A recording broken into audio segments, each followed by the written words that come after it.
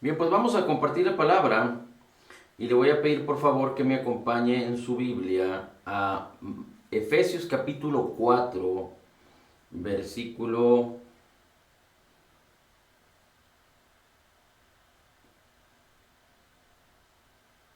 22, 23 y 24. Voy a leerlo rápidamente y después vamos a regresar ahí. Pero dice así la escritura, versículo 22, Efesios 4, que en cuanto a vuestra anterior manera de vivir, os despojéis del viejo hombre que se corrompe según los deseos engañosos, y que seáis renovados en el espíritu de vuestra mente, y os vistáis del nuevo hombre, el cual en la semejanza de Dios ha sido creado en la justicia y santidad de la verdad. Así es que el apóstol Pablo le dice a los creyentes que deben vestirse del nuevo hombre y antes de esto deben de despojarse, dice, deben de despojarse del viejo hombre. En otras palabras, espiritualmente nuestro viejo hombre fue crucificado, fue llevado a la cruz, y estoy hablando para los creyentes nacidos de nuevo. Dice la escritura en Romanos capítulo 6 que cuando nos identificamos en la muerte, sepultura y resurrección de Jesucristo, entendemos que nuestra vieja naturaleza, nuestra naturaleza pecaminosa, nuestro viejo hombre, fue crucificado juntamente con Cristo y nosotros fuimos recreados en la justicia y santidad de la verdad. Así es que en nuestro interior ya no hay un viejo hombre, una nueva naturaleza, una naturaleza pecaminosa, sino solo una nueva naturaleza. Hay quienes se confunden, inclusive se predica acerca de que en nuestro interior hay un hombre viejo y un hombre nuevo, y no es así. Hay una confusión doctrinal. Pero la revelación de la palabra nos enseña por el Espíritu Santo y por la misma palabra de Dios que somos nuevas criaturas. En nuestro interior hay un nuevo hombre. Y muchos piensan acerca del viejo hombre porque actitudes, situaciones, inclusive acciones pecaminosas que había en el pasado antes de venir a Cristo se siguen manifestando en la vida de los creyentes. Pero esto es completamente antibíblico, alejado de la verdad. Es decir, no porque se manifiestan estas cosas significa que tenemos un viejo hombre en nosotros cuando hemos nacido de nuevo en Cristo Jesús. Todas las cosas viejas pasaron, son hechas nuevas, pero no se refiere a nuestras acciones, no se refiere a nuestra manera de pensar, se refiere a nuestro espíritu. Así es que, entendiendo que hay un nuevo espíritu en nosotros, en nuestro exterior se pone la vestimenta, y por eso el Señor quiere que nos vistamos del nuevo hombre, es decir, en nuestra manera de pensar, en nuestra manera de hacer, en nuestra manera de actuar, en nuestra manera de hablar, en nuestra manera de ver. Todo esto se acciona o trabaja de acuerdo a nuestra manera de pensar, de acuerdo a lo que ha sido concebido en el corazón. Y cuando nacemos de nuevo, estas cosas no cambian, sino que a través de la palabra tenemos que renovar nuestras mentes y permitir que la palabra de Dios sea concebida en el corazón para entonces poder echar mano de estas virtudes, de esta vestimenta que ya en nuestro espíritu se encuentra de una manera perfecta unido con Cristo, porque somos uno con Cristo. Entonces podemos vestirnos, es decir, el apóstol Pablo hace una analogía de vestimenta al respecto. Ahora, dice la escritura en Hebreos 13 que el Señor nunca nos dejará y nunca nos abandonará. En Romanos 8 dice la escritura que si Dios es por nosotros, ¿quién contra nosotros? Que nada nos podrá separar del amor de Cristo. Dice Romanos 8 que si somos de Cristo es que tenemos el Espíritu de Cristo en nosotros. De tal manera que Dios mora y habita en nosotros a través de su Espíritu Santo.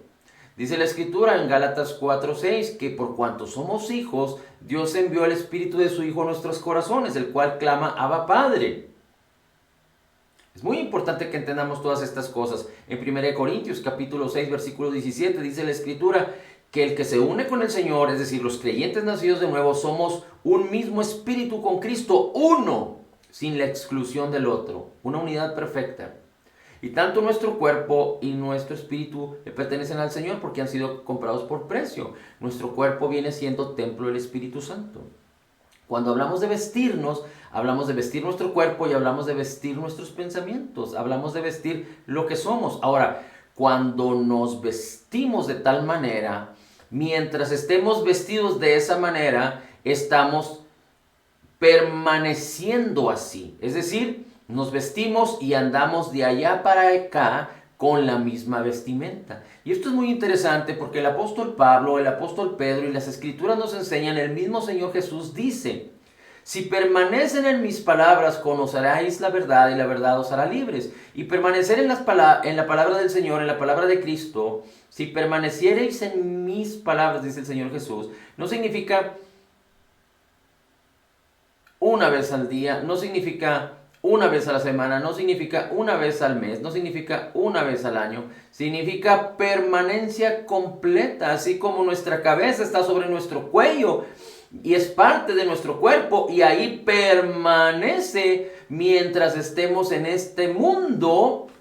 Así el Señor Jesucristo nos habla que sus pensamientos deben de permanecer en nuestra cabeza y en nuestro corazón mientras este corazón y esta cabeza estén en este cuerpo, en este mundo. Sabemos que cuando Cristo Jesús venga por nosotros, que estamos esperando su venida, por la iglesia Jesús va a venir para las bodas del Cordero, pero este es otro tema. Pero cuando el Señor Jesucristo venga por nosotros, así como nuestro espíritu es perfecto ya, tendremos una mente, tendremos un alma, tendremos un cuerpo perfecto y glorificado porque seremos transformados en la misma imagen de Jesús. Glorificados en la misma imagen de Jesús. Cuando Jesús venga por nosotros. Pero mientras tanto, el Señor quiere que permanezcamos vestidos de gracia. Vestidos de gracia. Porque la gracia es algo extraordinario, porque no solo nos empodera para transformarnos sin esfuerzo a la imagen de Jesús, para que nuestro comportamiento, nuestra manera de hablar, nuestra manera de ver, nuestra manera de hacer, sean de acuerdo o acorde a Cristo Jesús, pero también la gracia tiene que ver con que no merecemos. Y la gracia tiene que ver con que fuimos llamados a ser un canal de bendición para muchos. La gracia tiene que ver con enseñar, con edificar, con exhortar, con animar, con ayudar, con perdonar, con amar. La gracia tiene que ver con compartir el evangelio a los perdidos. La gracia tiene que ver con hablar la verdad en amor. La gracia tiene que ver con permanecer en la palabra de Cristo para que ésta produzca mucho fruto.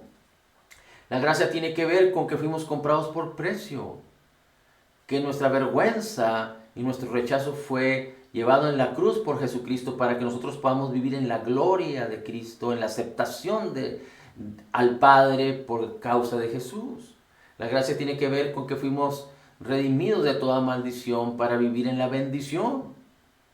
La gracia tiene que ver con que fuimos librados y perdonados y nuestras deudas fueron pagadas para que nosotros podamos vivir en la justicia de Cristo.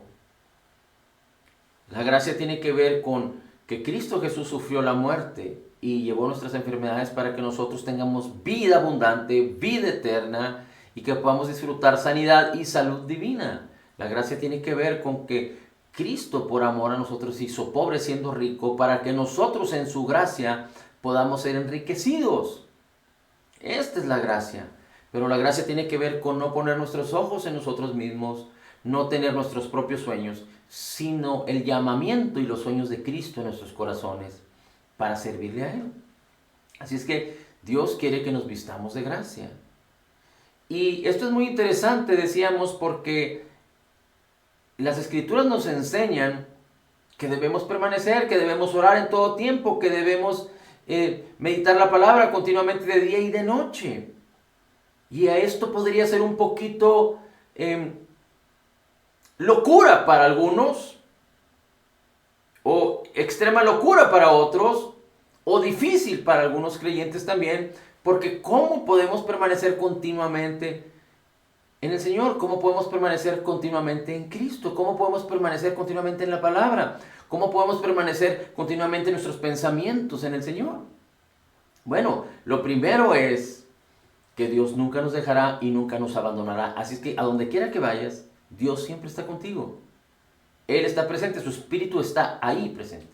Lo segundo es que, aunque nuestro cuerpo puede hacer ciertas actividades, todo tiene que ver con nuestra manera de pensar, con nuestras conciencias. Y dice la Escritura en Hebreos 9 que en Cristo, por la sangre de Cristo, nuestras conciencias fueron limpiadas de obras muertas.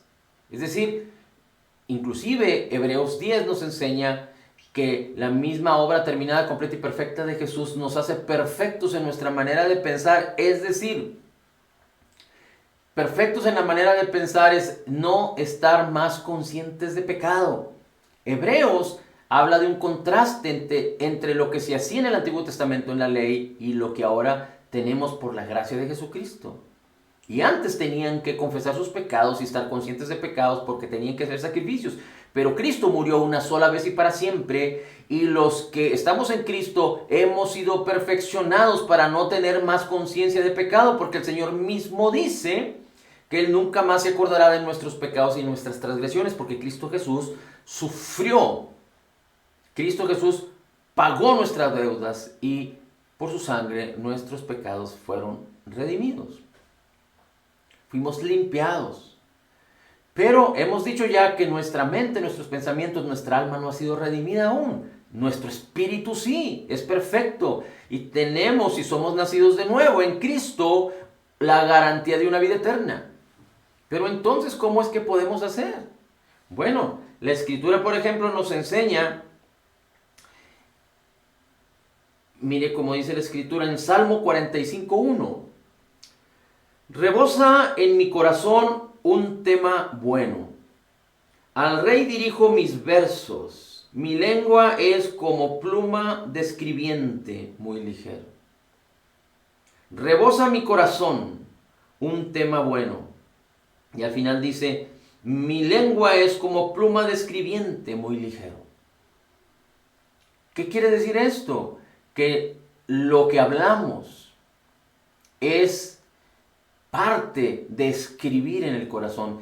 Si hemos de perseverar, momento tras momento, de día y de noche en la palabra y poderla meditar, es muy importante que podamos entender que fuimos llamados a hablar palabras de gracia.